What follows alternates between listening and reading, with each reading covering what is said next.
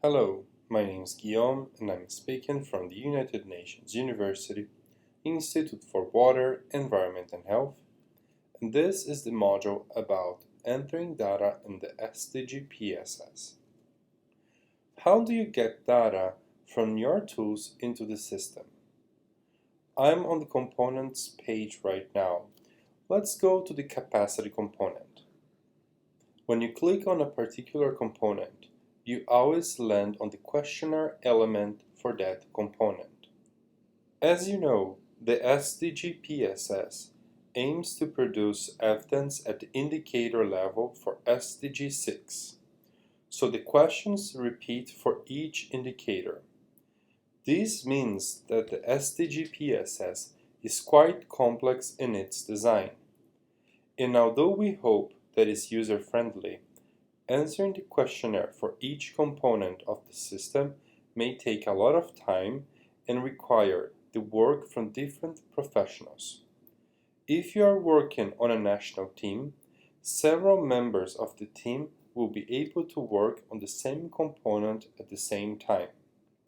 Yet, the questions are relatively simple to answer. Most of the questions are answered by clicking on radio buttons. And we've tried to make the answers as standard as possible so there will be little confusion. Now, this is very important.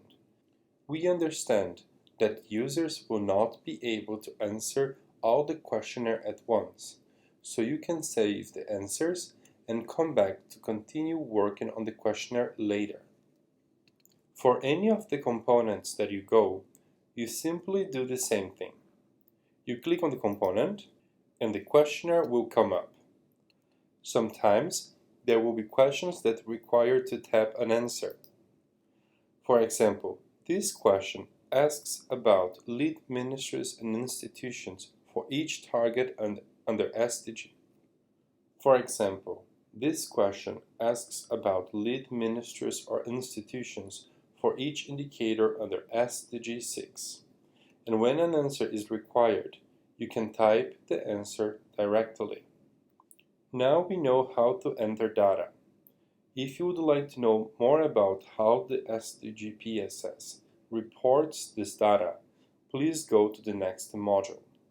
You can always use the user guidelines to learn more about how the SDG-PSS works. Or you can join the discussion forum on the eCourse website. Please share your questions and comments.